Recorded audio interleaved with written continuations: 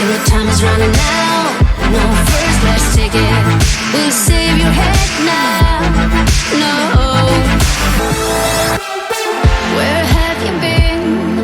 Did you see, did you hear, did you feel anything? Certo, irmãos? Então, de acordo aqui com a história de Jesus, ele teve bastante dificuldade nas questões relativas a seu julgamento, certo? Mas ele prediz a sua morte e ressurreição em Mateus 12:40. Evangelho de Mateus 12:40. Ele diz: pois, assim como Jonas esteve 3 dias e 3 noites, dentro do ventre do peixe, assim o Filho do Homem também estará 3 dias e 3 noites no coração da terra. Então Jesus estava aí tratando da sua morte e ressurreição, certo? Além de ter participado de um julgamento injusto, que foi feito e realizado durante a noite, né? Conforme o planejamento dos sacerdotes Anás e Caifás, né? Naquela época. Então, fizeram esse julgamento na parte da noite. E, na realidade, não deveriam ter feito esse julgamento nesse horário. Certo? Então, esse julgamento aí, ele foi injusto por parte de Anás e Caifás, sumos sacerdotes naquela época. De acordo com o pastor Charles Swindoll, esse julgamento ele não deveria ter sido realizado na calada da noite, fazendo com que Jesus, né, fosse uma vítima da injustiça e da corrupção daqueles sacerdotes naquela época que presidiam o templo, né, administravam o templo. E prosseguindo no nosso estudo a respeito da pessoa de Jesus Cristo, em Mateus 16:21 ele diz: desse momento em diante, Jesus começou a mostrar aos discípulos que era necessário que ele fosse para Jerusalém e sofresse muitas coisas por parte dos líderes religiosos daquela época, dos principais, dos sacerdotes e dos escribas, e que fosse morto e ressuscitasse ao terceiro dia. Certo? E uma das coisas que nos chamam mais atenção a respeito dos julgamentos de Jesus é que a tortura que era feita naquela época, ela era utilizada justamente para o martírio, né, dos malfeitores e todos aqueles que eram presos por Roma e por Pilatos. E aquelas práticas de martírio, né, aqueles instrumentos que eles utilizavam, eram instrumentos que torturavam o malfeitor, né, ou a vítima, até os seus limites. Então a vítima ela era colocada sobre o gabatá, a vítima era levada até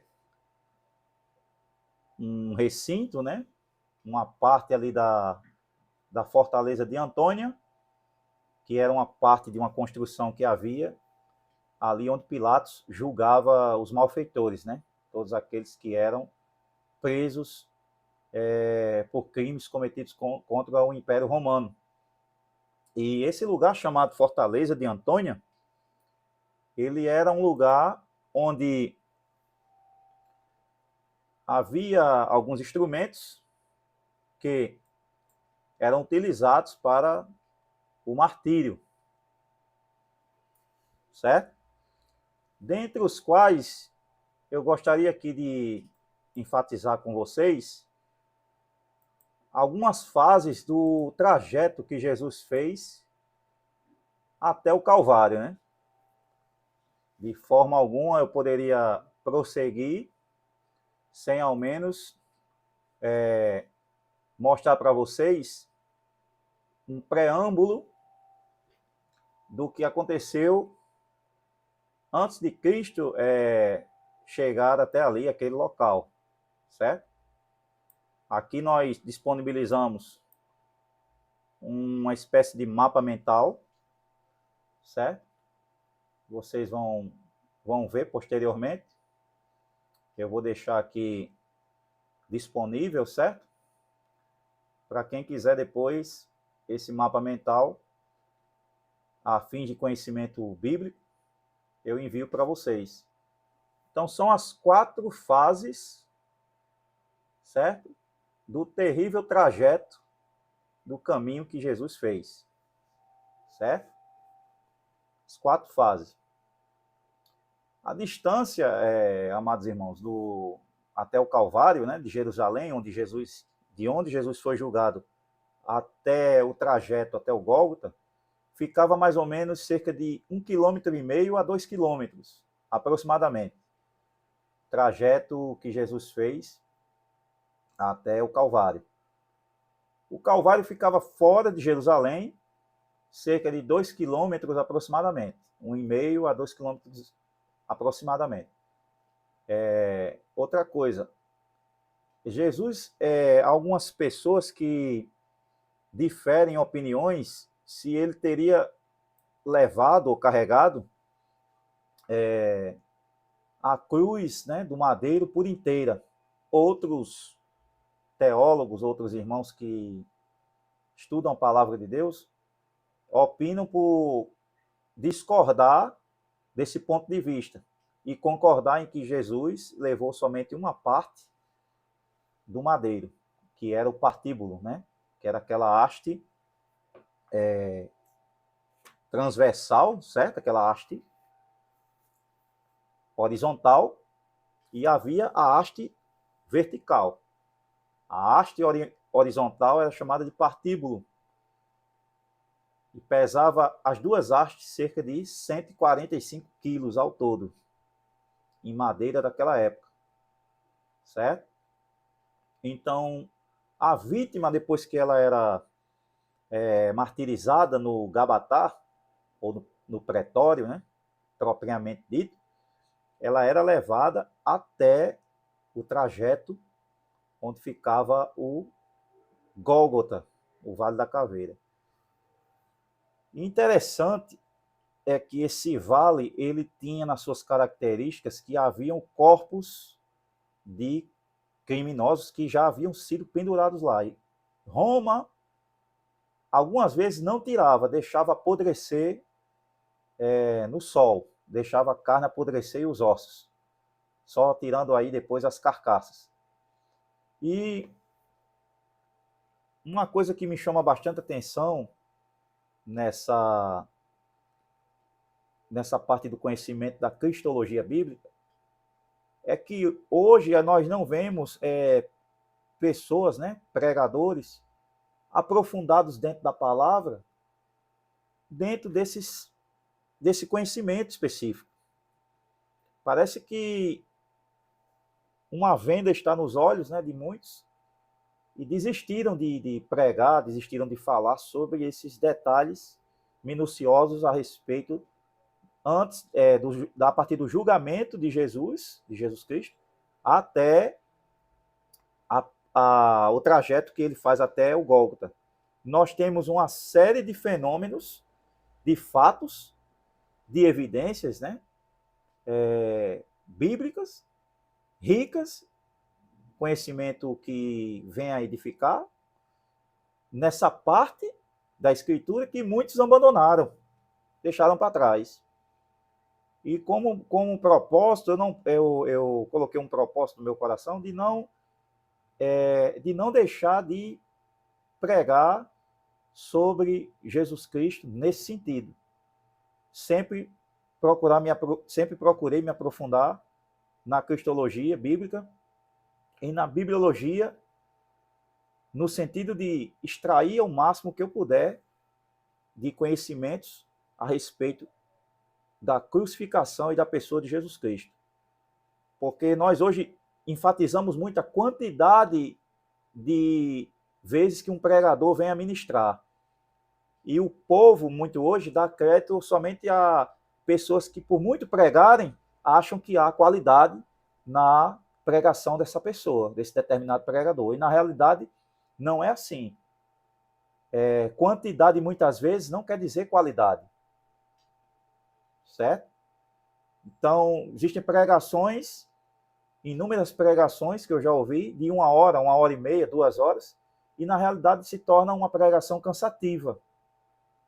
E o que eu quero com esse vídeo é despertar em você que você não seja e nem siga o caminho que esses pregadores estão seguindo.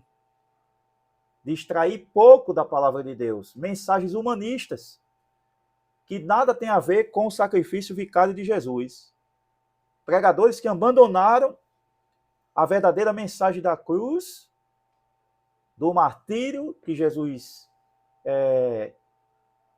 fez por nós, e se deixaram a levar pela vaidade de permitir que pregações humanistas iludam o povo. E parece que o povo está gostando disso. Quando fala em cruz, em sacrifício, parece que dá uma dor no pé, parece que as pessoas sentem medo. Certo? Então eu quero aqui prosseguir com a parte 2 desse vídeo, que nós vamos disponibilizá-lo no canal do YouTube. Espero que vocês assistam as 2 partes, certo? E compartilhem com irmãos que vocês conhecem. Queridos irmãos, a paz do Senhor. Então, irmãos, a prática do açoitamento, ela tinha, por sua vez,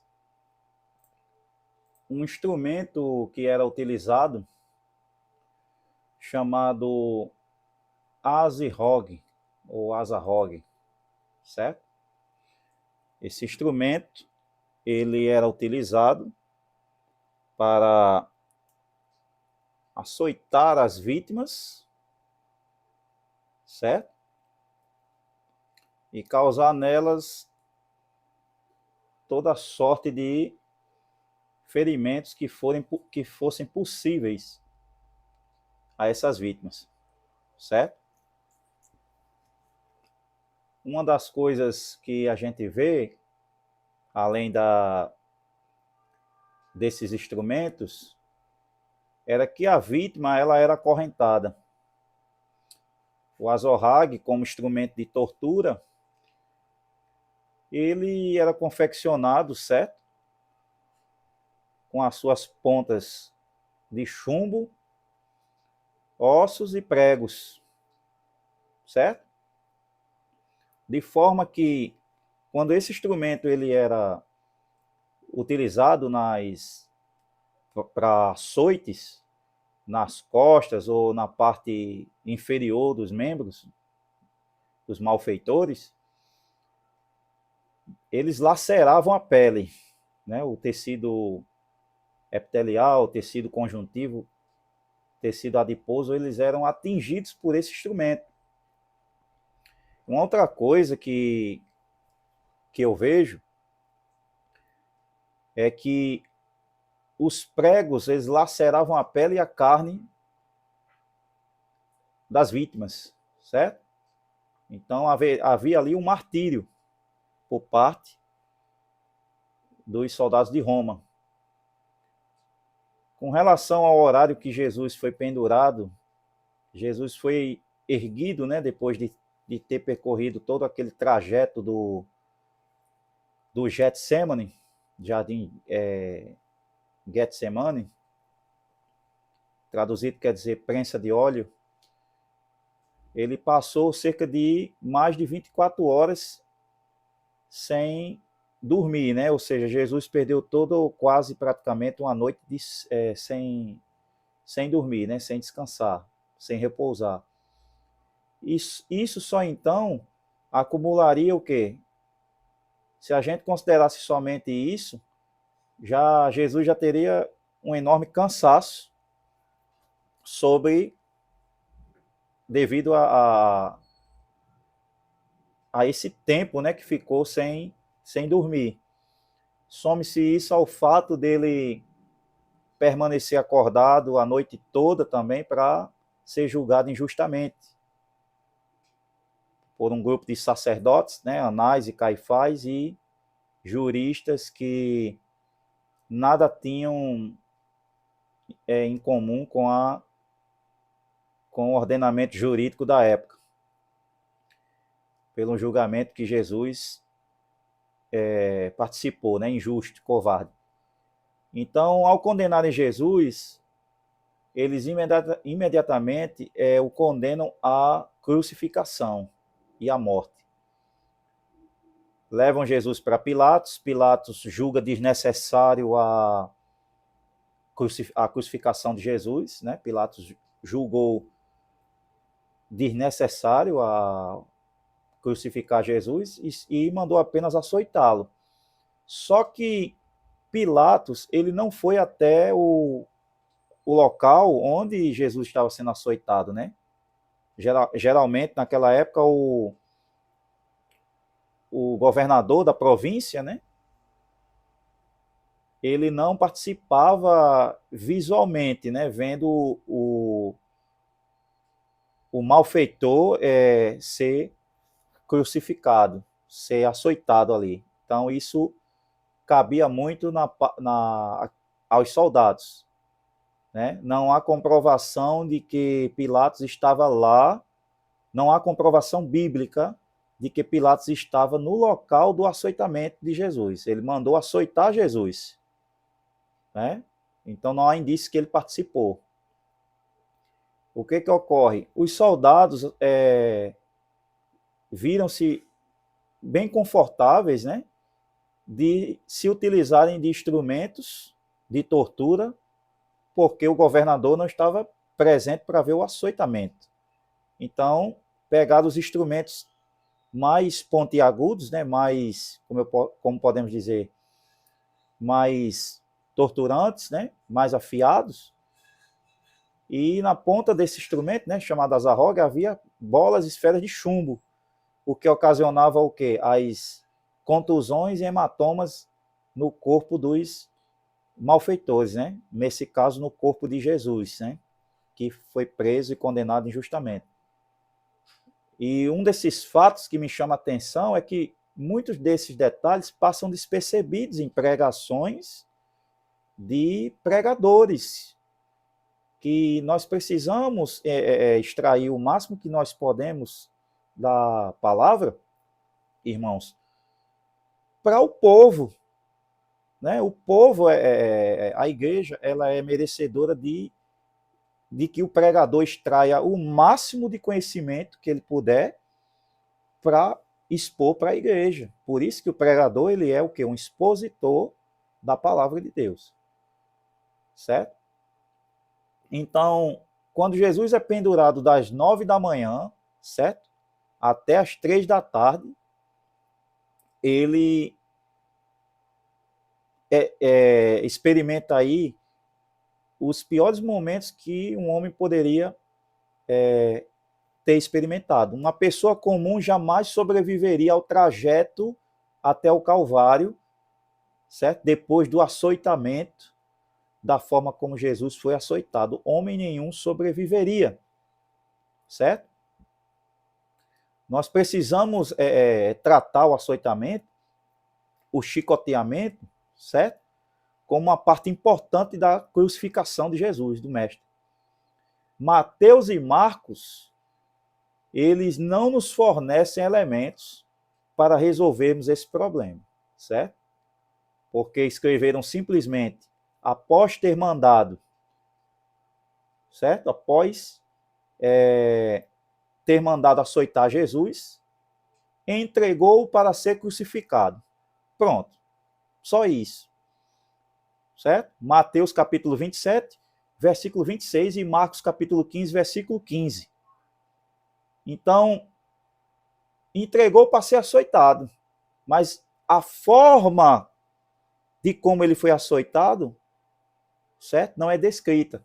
É por isso que quando nós, pregadores, nós estudamos, nos aprofundamos na palavra, nós procuramos extrair pontos históricos, pontos cruciais, pontos hermenêuticos, pontos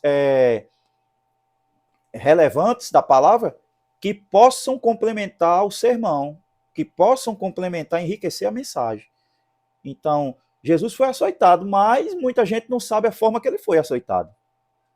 Certo? Então, o meu intuito nesses vídeos é justamente isso, promover o conhecimento. Espero que você divulgue, certo? E promova. Não é promover a minha pessoa, você tem que promover a palavra de Deus. Certo? Promova a palavra de Deus. E o que acontece? Quando ele é levado até ao madeiro,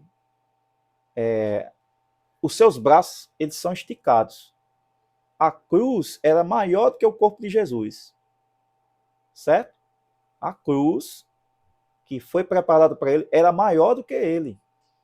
Então, para chegar a um certo ponto de ser pendurado das 9 às 3 da tarde, ele suportou todo o calor escaldante de Jerusalém. Sede, praticamente muita fome, né, de uma noite anterior para outra. E é por isso que as pessoas hoje em dia, se elas pararem para pensar um pouco a respeito do sacrifício vicário que o mestre fez, elas vão entender que os detalhes, eles se tornam importantes para o tamanho do amor que Jesus teve por mim e por você. Certo? Então, após a crucificação, outro fato acontece, né? São quebrados os ossos das pernas de ambos os malfeitores, do lado direito da cruz e do lado esquerdo da cruz. E, porém, quando o soldado romano se aproxima para quebrar os ossos de Jesus, se cumpre a palavra de Deus, né, que está escrito: nenhum dos seus ossos será quebrado. Ou seja, isso evidencia que o soldado se aproximou da cruz com uma espécie de marreta ou martelo, provavelmente o mesmo martelo que ele se utilizara ou se utilizou para fincar os pregos de 15 centímetros nas palmas da mão do mestre, né, no madeiro. Então, deduz que o mesmo martelo ou marreta que foi utilizado de ferro para fincar as mãos do mestre na cruz foi o mesmo para quebrar os ossos, porque ninguém conseguiria quebrar ossos das pernas dos malfeitores com algo que não fosse muito forte, certo? Por exemplo, se fosse um martelo de madeira, jamais conseguiria quebrar os ossos das pernas dos malfeitores. Teria que ser um soldado muito forte, com a força descomunal, para fazer esse ato, né? Nessa circunstância. Então, com certeza foi um martelo de ferro, certo? Ou uma marreta. Algo forte. E o que chama a atenção aqui é que quando ele se aproxima para quebrar, ele não consegue. Então, o que a gente deduz?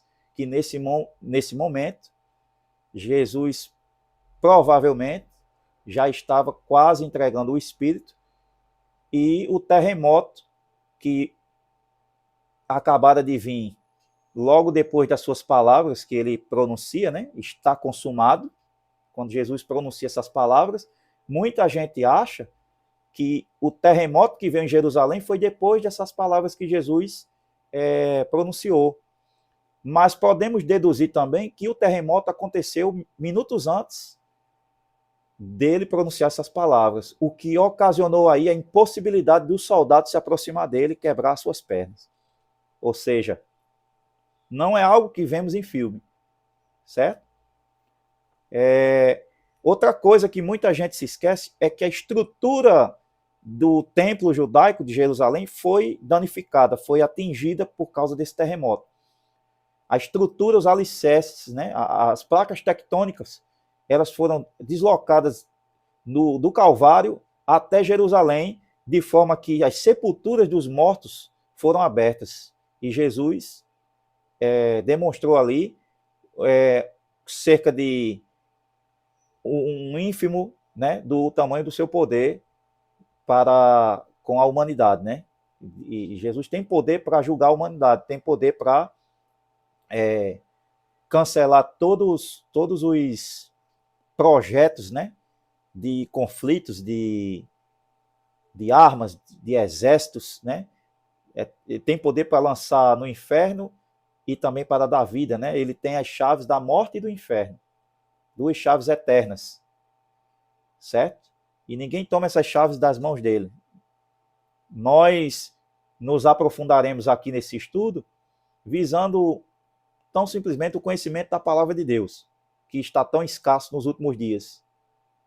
Os modismos, os cultos humanistas, os louvores humanistas têm tomado de conta de muitas igrejas, né? E por que não dizer de muitos pregadores envaidecidos, né? E vaidosos com o sucesso ministerial. Então, queremos aqui enfatizar que os fatos que foram ocorridos no terremoto em Jerusalém comprometeu absurdamente a estrutura do templo judaico, destruiu parte com certeza, do templo e uma parte da cidade. Então, os mortos ressuscitam, indicando que um grande poder de Deus estava sendo manifestado naquela ocasião da crucificação. Um outro mistério, né, que ronda as cabeças de muitas pessoas, é onde estaria os lençóis que embalsamaram o corpo de Jesus, né? Que o enrolaram para a sepultura. Não se sabe a sua localização, né? Muitos acreditam estar no Vaticano, né? Outros discordam dessa possibilidade. Então, na verdade, o corpo de Jesus, ele ficou marcado de grandes ferimentos, abertos por lacerações que causavam hemorragias cutâneas e hematomas por toda a sua pele. Os instrumentos que foram utilizados naquela ocasião foram a coroa de espinhos, o azorrague com várias pontas de pregos e chumbos, né? E a lança do soldado, que também foi utilizada para perfurar o seu lado, certo? Do seu tórax e perfurou o pericárdio, né? Que é uma bolsa aquosa que tem aqui do lado do tórax, né? Do lado do coração. E saiu sangue e água. A água do pericárdio, sangue do corpo de Jesus Cristo, né? Também. Então, houve todos esses fatos. E nós daremos prosseguimento, certo? Para compreender a cristologia bíblica nos dias atuais. Obrigado.